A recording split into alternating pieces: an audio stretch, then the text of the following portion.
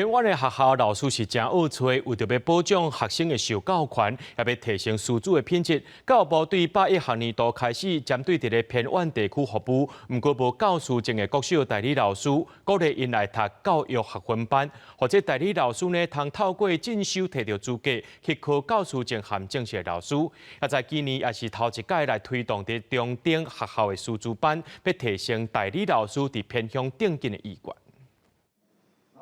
全台湾的偏远地区各中小，根据教育部的统计，拢总有1126间，多数拢是交通和生活较无利便的所在，现在要找老师是真恶找。伫咧新北市的偏远学校，野柳国小都有代理老师做20年的，拼到去年才考调正式老师。没错，我们要上第2课的什么？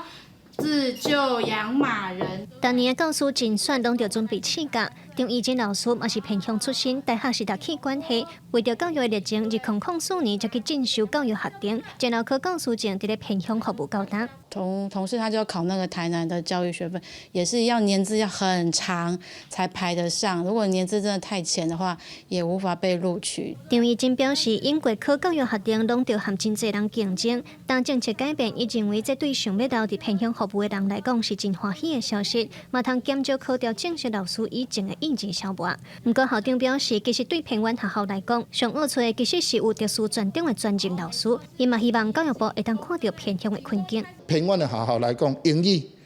也是讲音乐这方面的专业的师资，阮要邀请代课是较无好邀请。补习社，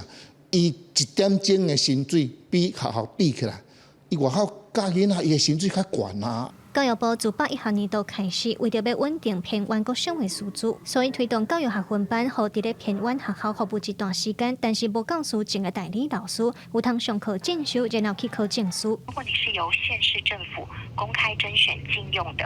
代理老师，那你就是最近的3年内，然后在偏远地区累计满4个学期。然后还有一种是你在偏远地区的累计满10个学期，而且你表现优良的。另外，教育部表示，今年嘛是头届针对各种代理老师有开中等学校师资班。教育部希望透过安尼来鼓励伫偏乡地区服务的代理老师，通完成师资教育学程，摕到教师证，考正式老师，为偏乡的教育奠基。记者卢尚如、曾俊佑新北报道。